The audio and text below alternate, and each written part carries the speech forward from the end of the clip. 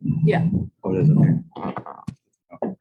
Okay, so last week we spoke about halachos of basa b'cholav, and as it relates to the potential shaila, the question about whether or not dog food would be problematic. So we said that actual mixing of milk and meat, kosher milk and kosher meat,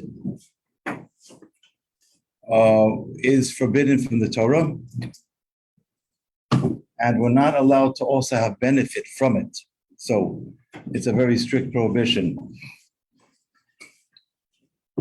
There was a discussion in the poskim and the halachic authorities regarding basar nevela, which means kosher species meat.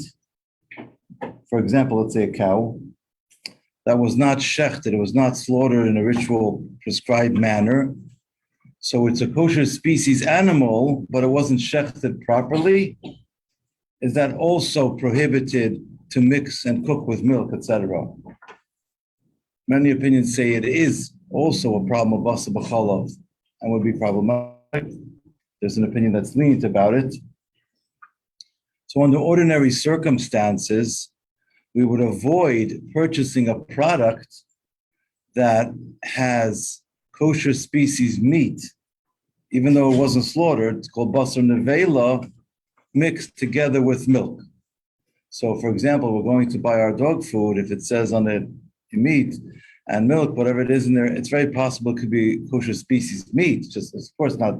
You can assume it's not shechted meat because it's too expensive. They're not going to be investing in a dog for that, but it still could be problematic. That's why if you're buying dog food, you should find one that's only chicken or fowl, not meat, because chicken and milk is asr midrabanan, is prohibited rabbinically, and the Chachamim did not prohibit having benefit from it. Therefore, one's allowed to derive benefit from a mixture of chicken and milk together. So when you're shopping for your dog food, just make sure that there's no actual meat in it, unless you know that the meat is not kosher species meat. Let's say, for example, I know for sure it was a horse meat or a pig meat or something like that with milk. That is not basa b'cholav, and that one would be allowed to buy for one's dog. Even though there's another halacha, you're not allowed to do business with non-kosher meat and make money off it and sell it. That's not called doing business with it. It's just giving it to the dog. But that would be if you know for sure it's not a kosher species meat. If you have a suffix, if you have a doubt, you're not sure, we go on the safe side and buy dog food that has fowl instead of actual meat itself. And I believe that is available. You might be able to find some with hashgacha, but I don't know if that's possible. I'm not sure. It's not necessary, but that's the only thing you need to look out for, to be aware of. Okay, now halacha gimel gets into a substrate, if you will. We discussed the halachas about the prohibition of cooking milk and meat together, and now we're getting into a further detail. On page Tes Zayin, in the middle of the page, this is that the Torah says this in a form of do not cook. The Torah prohibited bas b'cholav in the form of actual cooking. That the meat and the milk will cook together. But what happens if someone pickled milk and meat together? They didn't actually cook it. Afilu kama yomim, even many days. Let's say someone took a jar of milk and put a piece of meat inside, so now they're pickling together. Even though certainly there's been an exchange of taste between the two of them, yes? Because they're having such a close encounter. Yes. The klal is, as long as they weren't cooked together, there's no Torah prohibition. However, comes rabbinic again. The rabbi prohibited any type of meat that has an absorption of dairy in any format. So therefore, even if I pickled meat in milk, yes, I'm not actually cooking it with fire, still that type of an encounter, that type of a bond would be rabbinically prohibited. Same would be if milk absorbed the taste of meat. In any situation where meat fell into milk, or milk spilled on meat, for a psak, because it's very possible it's going to be prohibited rabbinically. Okay, so we're just breaking it down to see exactly where things fit into. I thought that if it was but the b'shishim, so you can. So there are situations where something would be batal b'shishim. That's why you should ask a shaila. If a little bit of milk falls into a large pot of chicken soup and it all gets mixed right away, it's not discernible, it would be batal b'shishim if you have 60 times the chicken soup. But if it falls directly on a piece of meat, not necessarily going to have 60 times and everything. It depends on what the case is. Halacha Daled. Nimtzenu lemedu. The net result is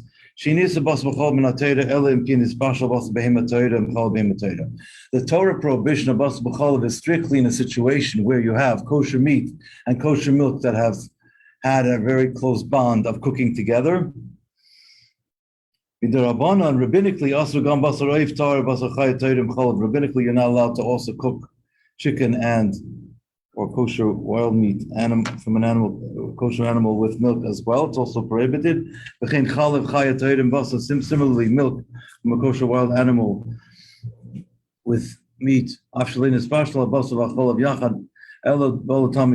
if they weren't actually cooked together, but if they just absorb a taste from one another, like in the case of pickling, that's rabbinically prohibited. It's also rabbinically prohibited to cook chicken or kosher meat from a wild animal or non-kosher species animal, let's say horse meat, with milk. You're not allowed to cook them because it's a problem of maris ayin. Maris ayin, again, means it doesn't look right. To the person who's looking from the distance or even close up, they're going to say, oh, yeah, you're allowed to cook bas b'chalav, chas v'shalom, which of course is not allowed. It's going to lead a person to astray. It's going to lead them to make a mistake. We're not allowed to do something that's going to put someone in a situation where they're going to stumble. Any questions on what we said so far? What does that mean, Tehorah? I'm sorry? What does that mean, Tehorah? Tahora? Where do you see the word Tahora? No, I know what it's called. Chayav Tahora means a kosher species animal. I know. Behema Tmeya is an animal that's never kosher. Okay, so what is Halacha Tahor? Means milk from a kosher animal, like let's say milk from a cow. Okay, but everything is like everything that we eat is a kosher animal. That's correct. But what happens if someone's going to take milk from a non-kosher animal? Let's say someone's going to take camel's milk and cook it with meat. So we said you're not allowed to do it because of maris ayin. We don't need it. Correct, but we're speaking about you're not allowed to cook it. Let's say someone's going to a cooking school or something, and they have certain dishes to cook. Yes, it could be a problem. You have to be mindful of this. This is an issue. Okay, any other questions? Halacha Hey gets into a fun discussion. I'm going to introduce the subject.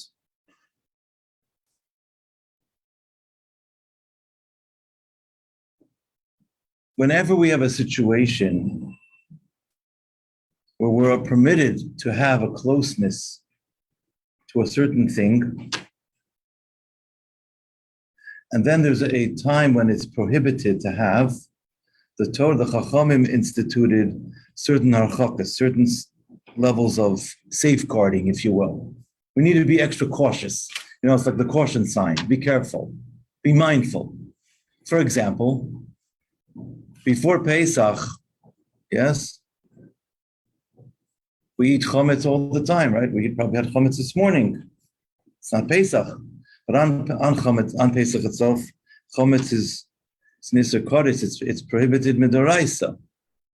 We're not allowed to touch chametz on Pesach. Of course, we're not allowed to eat it, but we're also not allowed to touch it, unless we're busy with the act of burning it. If something got left over by mistake, we're not allowed to just casually touch it. Why? Because there's a concern a person might come to forget and eat it because you're so used to it. You know, you have your bread in the morning, whatever it is, your favorite, your fix.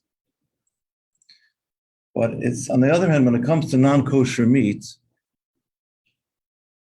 we don't eat it at all. We never have it. So if someone touches it, we're not afraid they're going to come to eat it because there is a constant level of caution that's within the Jewish psyche, so to speak, of the kosher diet. So when we have a situation where something is permissible most of the time or some of the time, and then forbidden other times, we need to have what's called our chakas. We have to have certain safeguards in place because there's a sense of familiarity, of comfort. And we want to make sure that that sense of comfort and familiarity does not lead somebody making a very serious mistake. So now with regards to Basar B'Cholov, how does this play out? It plays out as follows. We have two Machon Lihadas girls going on a trip and they meet in Penn Station. They're sitting at a park bench, they're sitting at a table together, and one of the girls got themselves a delicious sandwich from Prime Grill. It's chicken sandwich, delicious, it's tantalizing at least, al milas. And another girl is drinking a smoothie that's milchik from another place that's on Kingston Avenue. Yes, and they're sitting and they know each other, they're friends, and they're, there's a concern. They might say, "Hey, you want to try this? This smoothie is unbelievable. You have to try it." And they might come to share food because, again, there's a sense of familiarity and there's a sense of comfort, and they might just say, "You have to try. Hey, try this. It's just a social cue." Now, what happens if you're sitting at Penn Station, some this girl, and then there's a girl from Beis Rachel in Williamsburg who you never met, and you're sitting at the same table, and you can say to her, Blimi, you want to try my smoothie? She'll look at you like you're nuts. She'll think, what are you trying to do to her? You don't know her. First, in other words, when you don't know somebody, we're not concerned you're going to share food with them. If you do, they might call the police. They think, this might be a conspiracy theorist or something. So it's not socially considered the social norm, so to speak, right? But if you know somebody, there's that sense, come, let's share. So that's why when you know somebody, you're doing makidim, we have to put down a safeguard, a reminder, hey, we know each other, we're going to have a nice time, we're going to schmooze, but we're not sharing food today. I'm having my meat, you're having your dairy, we're going to put down a placement, whatever. What a hecker is, we'll discuss in a moment, but I want to just cement in our thinking the logic and the importance of the hecker. Whenever we have a situation where there's familiarity and a sense where our guard is down and we're eating the opposite kind of food with somebody that we know, there's a concern we might come to share food, therefore a hecker is necessary. Okay, clear? Okay, now that we got that out of the way, let's go inside. Halacha hey. So as you see, the way these halachas are laid out, we have the actual halacha in the Torah, and we see how everything plays out rabbinically and how the Chacham established certain behaviors in order to ensure that we can keep these laws properly. The Chazal also said you're not allowed to eat meat and milk at the same table. You shouldn't bring meat and milk on the same table. You shouldn't take cheese on a meat table, etc. Even if they're on opposite ends of the table, even if one is sitting over here, one's sitting over here, even if there's 10 feet apart from them, but they're on the same table.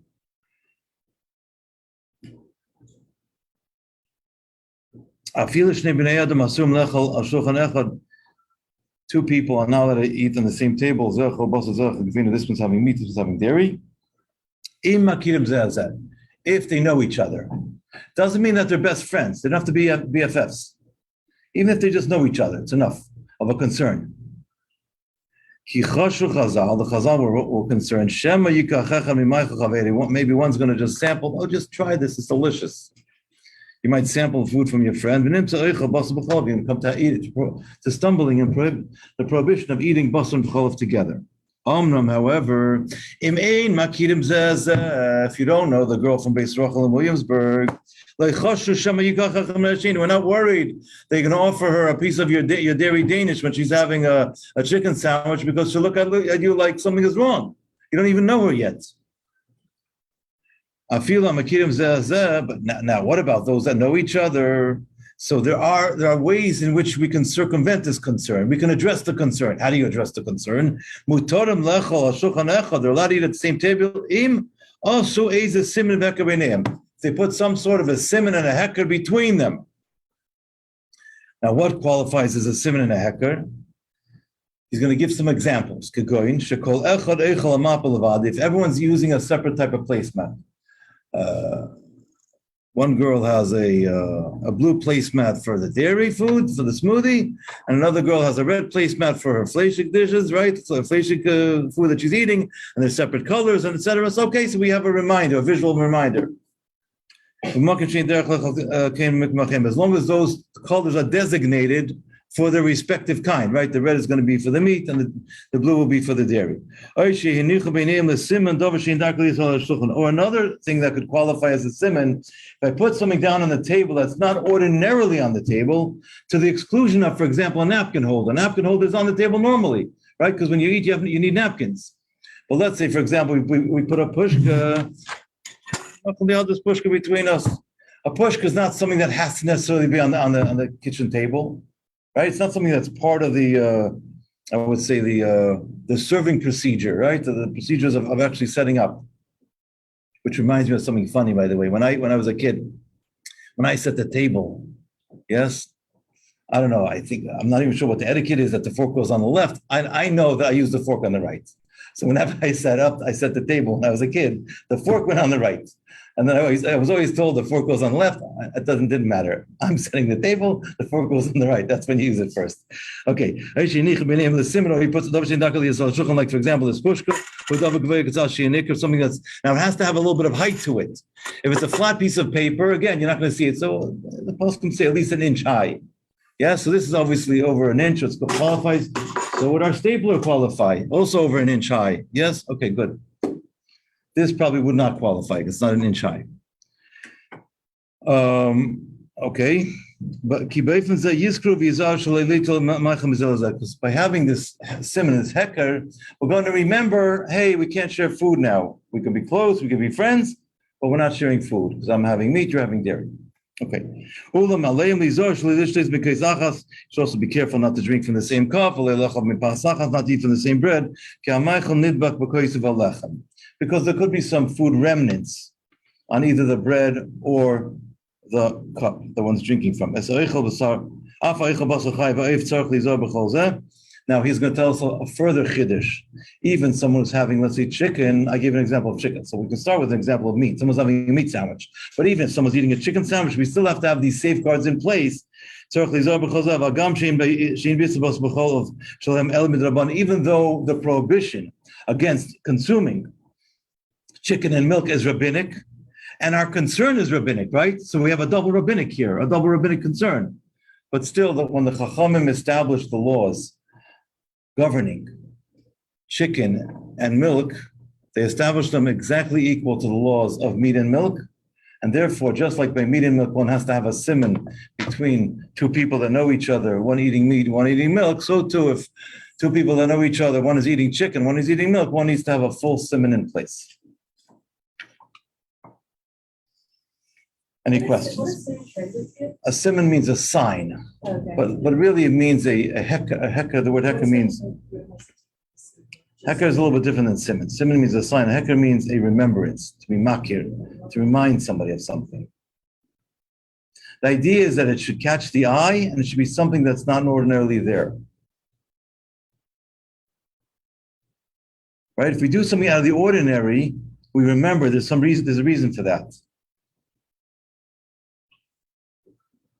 All this halacha is like for someone that is religious, not very concerned, like not like someone will remember it if they are not like fully religious. So basically, because they make it halachot, they like put a fit to the people that not religious because they like. These are halachot that the Chachamim established, right? If someone's not religious, they should take on Judaism step by step. The Rebbe told my father, who came to the Rebbe in 1961, in Lubavitch, the Rebbe told him to take things on step by step. And in order that their commitment to Yiddishkeit should last, they should, in fact, I just heard another story from the Rebbe. This was regarding trying to get someone to keep Shabbos. The Rebbe said, let them start with keeping one melacha, not doing one melacha. Obviously, it's not the ultimate, but if it's done for the sake of bringing them closer, every step, every mitzvah they do is precious and special. That was the way the Rebbe taught us. So these are the halachas of Chachamim established. This is what we have to do. If someone doesn't know anything about Yiddishkeit, It's not the first thing I'm going to teach them. I'm going to teach them the basics, yes, about not cooking milk and meat together. That's the rice, that's Minat Torah, but this is something that we have to keep there. I'll mention it to them when they're ready to, to get to that stage. כשמקרבים מישהו, נכון? לכתחילה אומרים את המצוות האורייתא, ואחר כך דרבנן בסדר מסודר. Okay. Now, Halacha Vav gets into another substrate.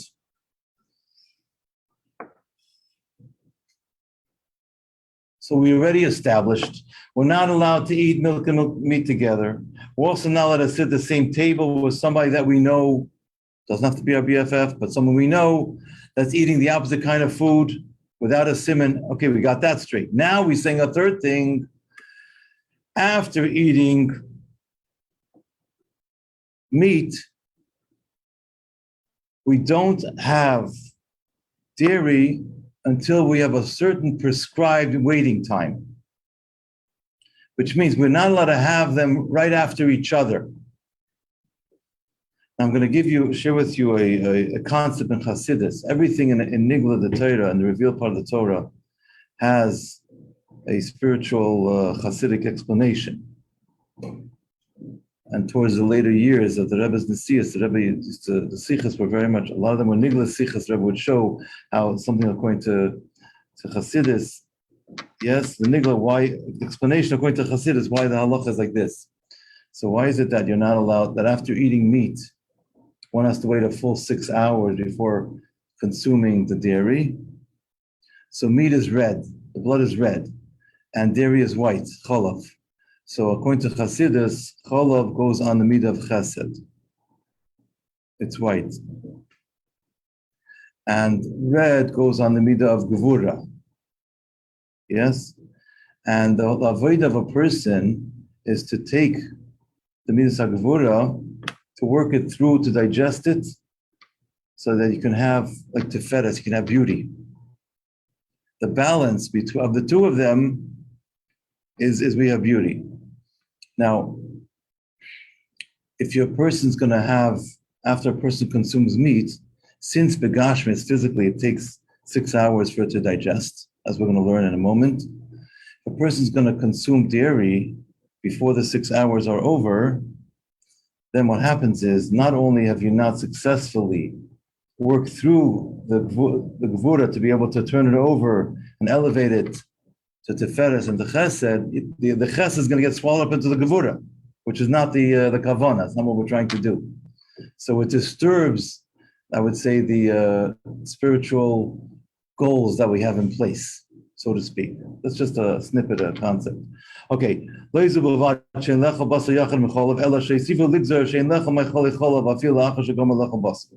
After eating a meat meal, as we're going to quote the Gemara in Chulin shortly, we're not allowed to have any dairy. We have to wait. It says in the Gemara, it's a Gemara in Chulin. Achal basar, someone had meat. Also lechal gvina, you're not allowed to eat dairy. The Gemara explains. And when it says cheese, it could also mean any kind of milk. It's just an example, yes? The Gemara says like this: Ki mar ukva kasher achal basar besudazu. When Mar Ukva would eat meat in this particular meal, he did not have dairy or cheese until another meal started. By the way, parenthetically, this is another halacha that just came into play. Even after waiting the full 6 hours, one is not allowed to have meat and milk in the same meal, even if you waited the 6 hours. Let's say someone had meat at 1 o'clock in the afternoon, and then they ate vegetables and salad and shit. They continued the meal for 6 hours longer. So now 6 hours have passed, right? And the meat's fully digested, but they didn't bench yet. They're not allowed to have dairy because you're not allowed to have dairy and meat in the same meal. You have to first have what's called siluk suda. You have to stop this meal by benching or alamichya or b'nefashas, whatever is applicable in that case. And then you can start a new meal once the prescribed waiting time has lapsed. If you forgot to bench, and then like 10 hours pass, then you eat dairy, is that still violating the... No, because once you already forgot to bench and a certain amount of time passed, you're not allowed to bench anymore because if you have 72 minutes that passed, you can't bench anymore. It's because the food's considered So digested. your meal is still considered concluded? Yeah, then you just missed out on the benching. But Right. if your meal is dragging on, you're not allowed to combine 1 second. We'll take the question in a moment. There's a dispute amongst the Rishonim how we define Suda Acheres. Another meal. It's machlokes between Rashi and Rambam also. Actually, no, that's the second one is machlokes between Rashi and Rambam.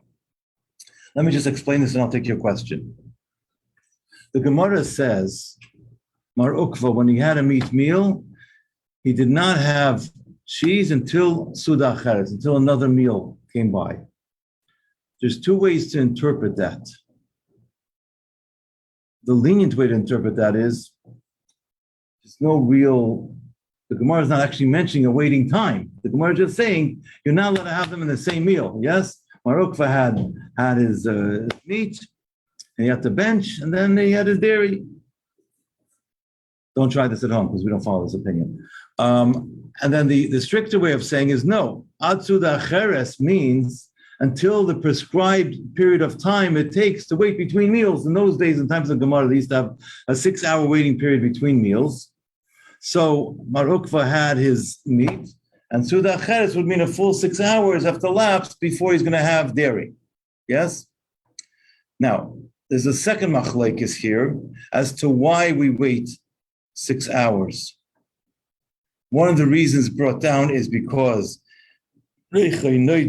that there's a certain aftertaste, the digestion process, I guess, of the meat in the body, because it's a harder thing, takes time to digest, and it's sort of still, it's in the system, so to speak, for a full 6 hours. And the second reason is basar shebein hashinayim, that the piece of meat between the teeth are still considered to be like meat for up to 6 hours. Let's look at this inside, and then you had a question, sorry. Oh, just about the waiting time, like for benching, you forgot. Like, is it about the time period, like the amount of time? You can bench as long as like, what if you still feel the meal inside? as long as the food is not digested, you can still bench. That's I think 72 minutes. Has not lapsed. Or if you kept eating in between, it's not a problem. But if you had a lapse of 72 minutes, didn't eat anything, as far as I know, you can't bench. So anything, not just like a meal. Like what if you had a small snack, 72 minutes later, you're not going to feel the snack anymore. Still, it doesn't fully digest though. It doesn't? Okay. Okay, sorry, really quickly. If you, let's say like 71 minutes have passed and you have a bench and you kind of just want to like extend your time a little bit, like if you still need a few minutes, So eat something. You just drink some water. Yeah. Okay. Yeah. And then you have another 72 minutes from there. Yeah. Okay. Yesh mefarshim ki suda acheres hainu shir hazman sheben suda l'suda. It's the time it takes from one meal to the other.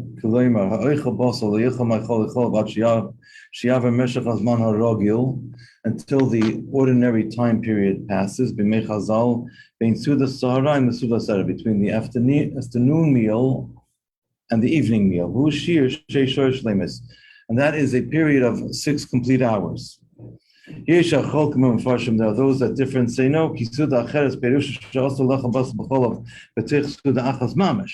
It's coming to say that you're not allowed to have milk and meat in the same meal, literally.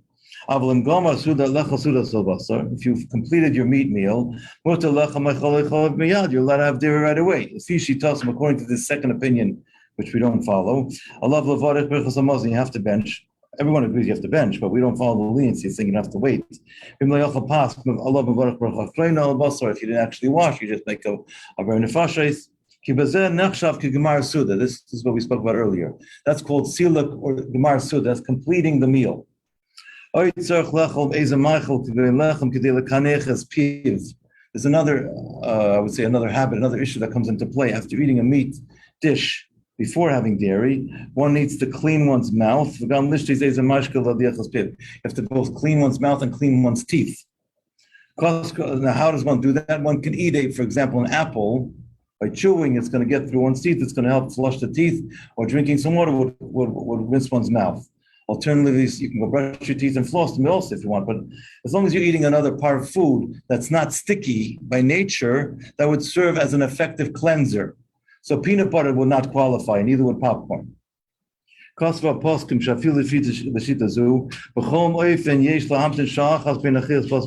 according to the lenient opinion that says that when the Gemara says that Mar Ukva waited after eating meat before he had his dairy meal, he waited till another meal. Even according to that lenient opinion that says it just means he benched, even according to that, you have to wait at least 1 hour. So the most lenient opinion says you wait at least 1 hour. As we're going to learn in the next halacha, there are some German Jews or Dutch Jews that have the custom of waiting 3 hours, because that's the way the tradition has been.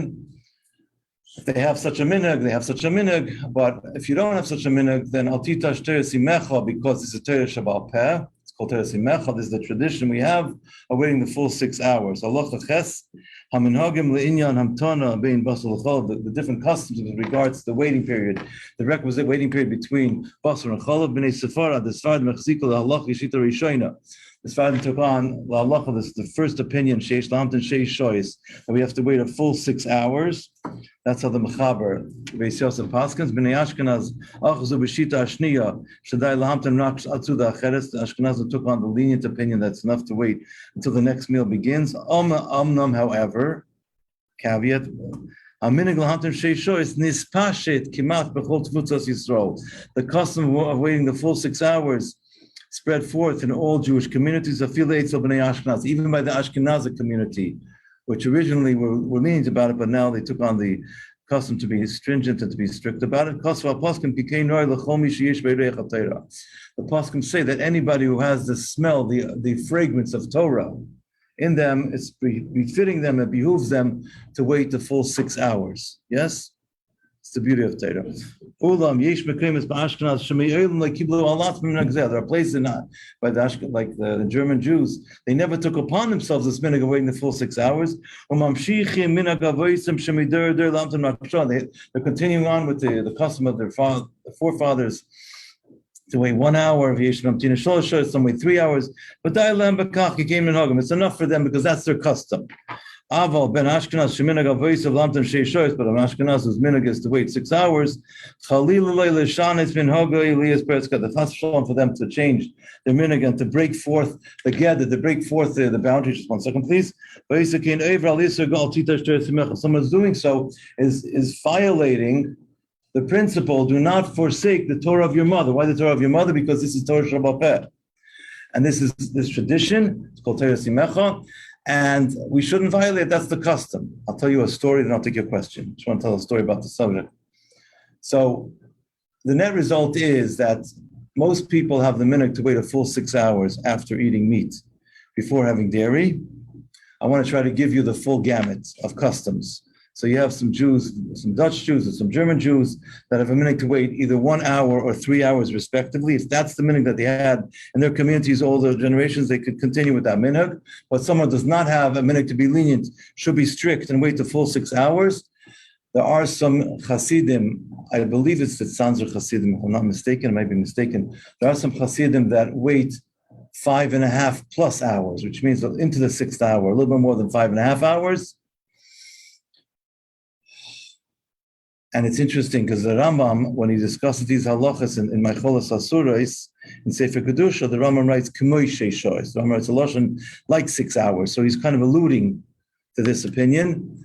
But those that are strict wait a full 6 hours. The Rebbe said an expression once in a Sicha: a Chasidische Yid is der was wächst, der was wart 6 shoy shlemis. A Chasidische Yid is someone who waits a full 6 hours without trimming the time at all. Then there's a story about a Chassidish Rav who was writing a halachic responsa. He had a fleishik meal, and it was already 5.5 hours after the fleishik meal, plus 5.5 hours, let's say 5 hours and 31 minutes. And he was going to have a dairy coffee because based on that leniency, he was writing a bunch of halachic sources why this is permissible. And he's writing, and while he's writing, the stroke of the pen knocked over his coffee, and it spilled all over his responsa. And he said, here's the kicker, he said, it's a sign min hashamayim that I should not be writing this tshuva. He saw the message. He got the message. But anyway, so the net result is that obviously it's proper to wait the full 6 hours, unless someone has a specific prescribed minhag otherwise. That's the way it works. But if like, I don't know the name of the Rav, no. if, No. for example, But I want to just, my own commentary on the story is that the Rav saw the message. He got the Simon Mimaila. Okay. But the next case is going to get into the situations of a choil and a cotton. Someone who's not well or a young child. Yes, any questions? yeah, if for example, the Safta keep 1 hour and then the mother cooking herself 6 hours and the grandchild want to keep only 1 hour. He can do it or not? If the grandchild grew up in a home where they only kept 1 hour, and that's their tradition, then they can do that. If it's a girl and she gets married, she has to follow the minhagim of her husband. But in a home if that's what they grew up as a minhag, they're allowed to do it. Okay, now halacha test gets into another case. Now, because there's different opinions about this, do we wait 1 hour, 3 hours, or 6 hours? Even though we said the custom is to wait a full-blown 6 hours, if you have a situation where you have a young child, and they have their bottle and they have this and whatever, and I've heard it said that if their needs are not going to be met, they're going to let you know, right? Baruch Hashem, they're little children. They have to make sure that they take care of them. So what do you do? And also, what about a case of a choila? You can have a situation where somebody needs to have, let's say they need to have meat for the protein, and they need the dairy for the calcium, whatever it is. Okay, so what do you do? Times and we're lenient to say only to wait 1 hour. Derech Moshe, for example, Misha chola ketzas. Someone who's not well, and has to have dairy. A woman who's, let's say, nursing, and if she has to have dairy because she needs to have the calcium, whatever. These are situations where someone should ask a shaila. I'm not telling somebody what to do. I'm just trying to open our minds up to this is a valid shaila to ask, and maybe that it would be permissible based on the circumstance. You have to ask the Rav. It could sometimes be permissible to wait only 1 hour. Again, but they still should be a kanchel. They should rinse and clean their mouth. Should also floss their teeth. Or eat something that's going to clean their teeth.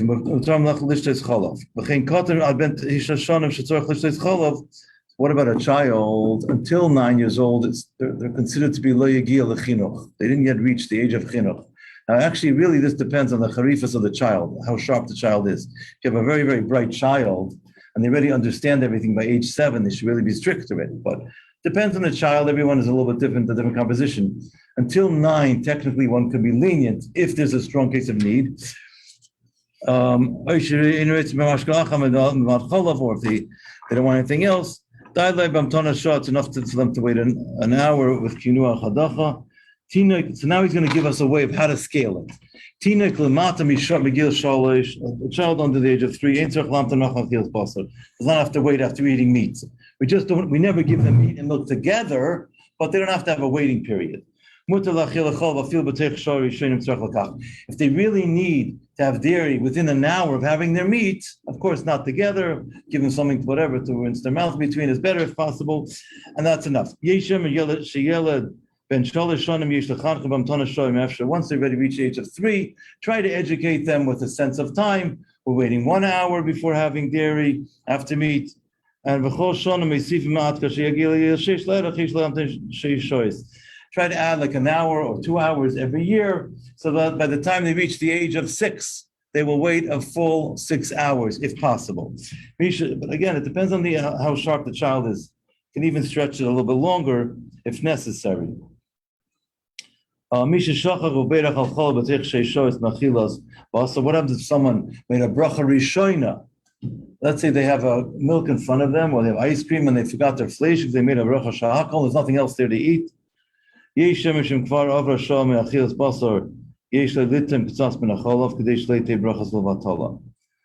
in that situation, if an hour already elapsed, so you have the opinion that says it's already an hour that passed after eating the meat.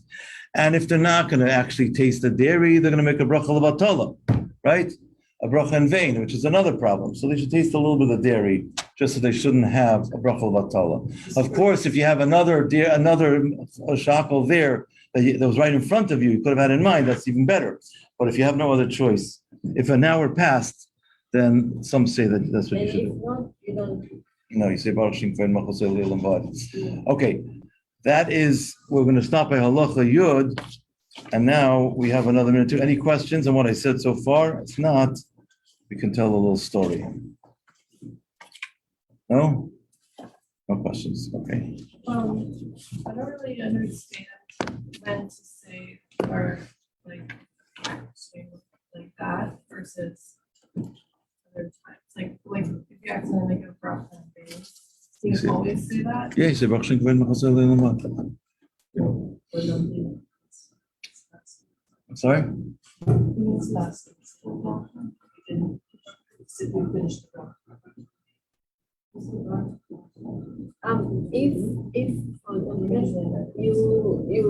I have cooking, I by mistake saying Nagid Borat, I say Baruch Shamar and then change it to Shakor. You can say Shachal Ne'er B'Dvari if it's within 3 seconds.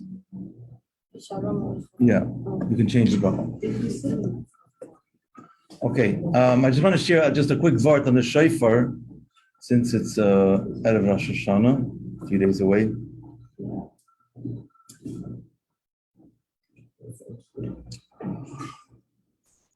The Ben Ish Chai writes in Parshas Nitzavim, I believe,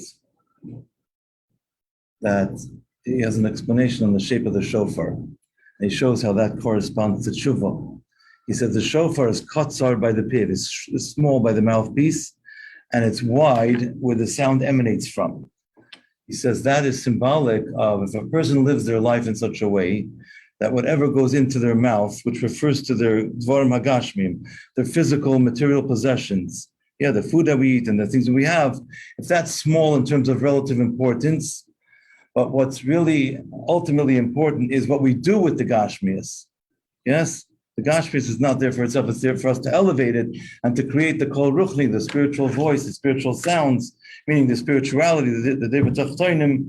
If that's big, if that's that takes front and center in terms of our priority list, then that's the life of tshuva. That's what he says. Very, very beautiful. Something to meditate on, to contemplate on. Yeah, because we're constantly focused on Hashem, because all the gashmis that we have, we're not getting swept up by it. It's all for the sake of the ruchnias.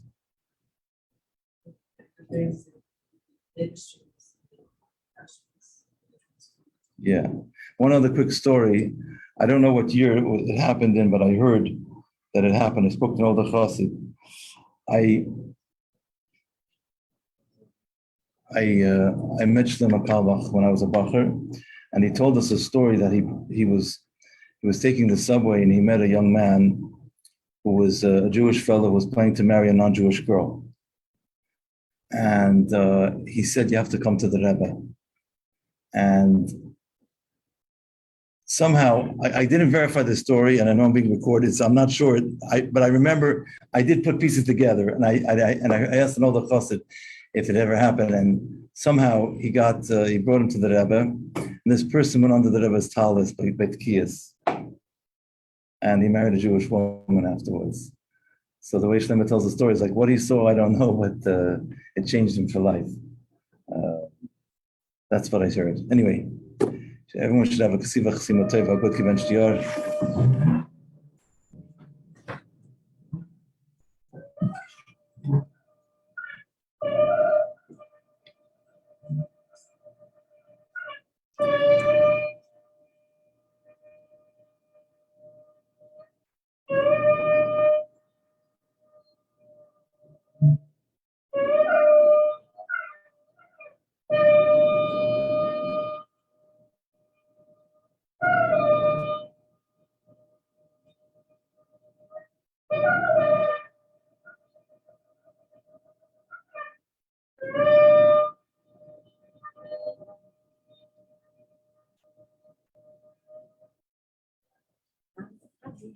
I have a question.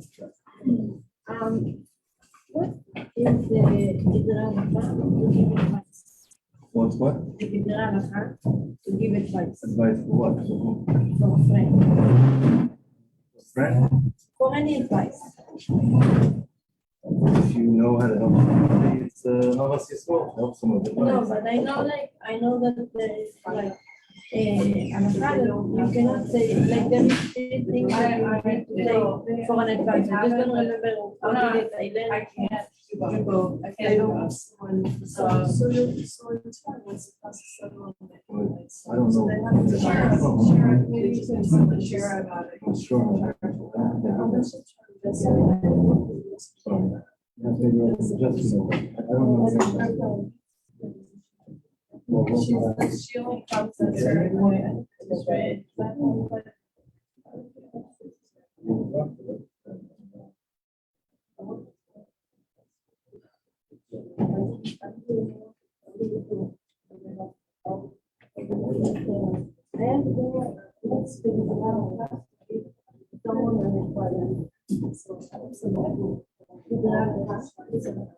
Like the parliament, you cannot really advise.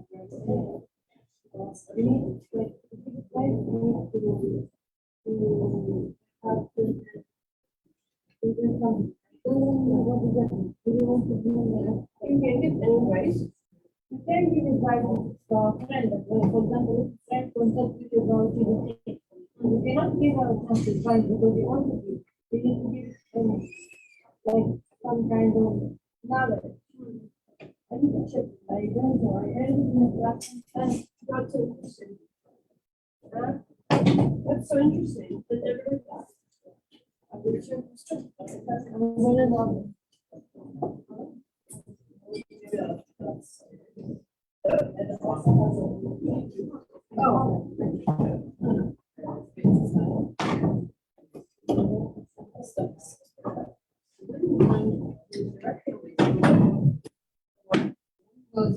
My seat, so when winter is okay.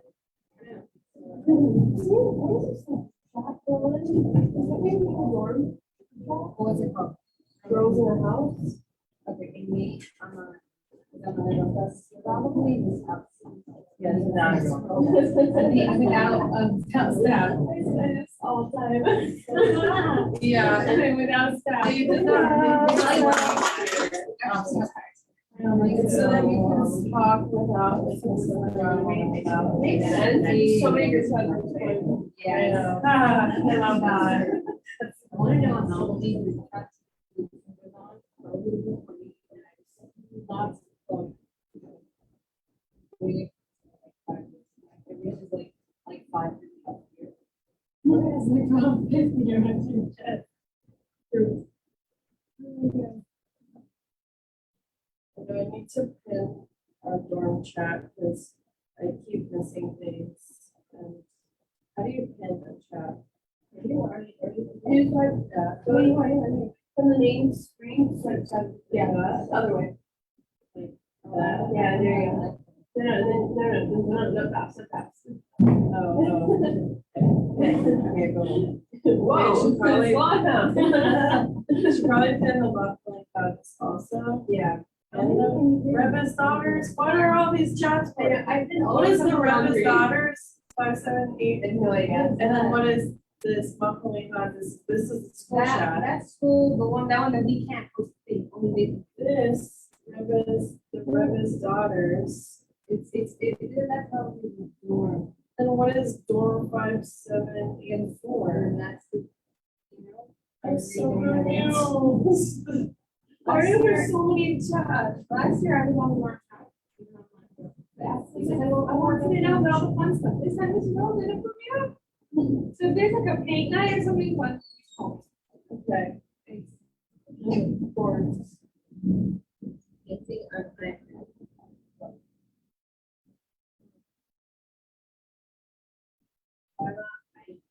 What have you done? Yeah. Yeah, that's. Let's stop. Oh, is this you? Yeah, this is one of seen before like me. Oh my god. Hang on, do that again. Yeah. think so. Or this one blows on you? No. This one blows on you. Yes. But it Here. blows here It too. blows there too. It's literally, look, my arrow. It's like, Yeah. it's like the winds. Yeah, it's way The elbow winds. Okay, but Rabbi. Lilah. Right? Lilah. DOL.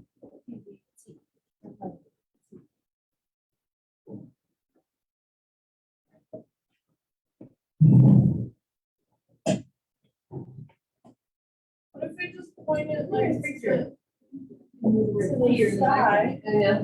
Let's do that. So there's a little schedule change, it doesn't affect you guys, I think. Just go in and get. Okay, good, you'll just keep track, sir.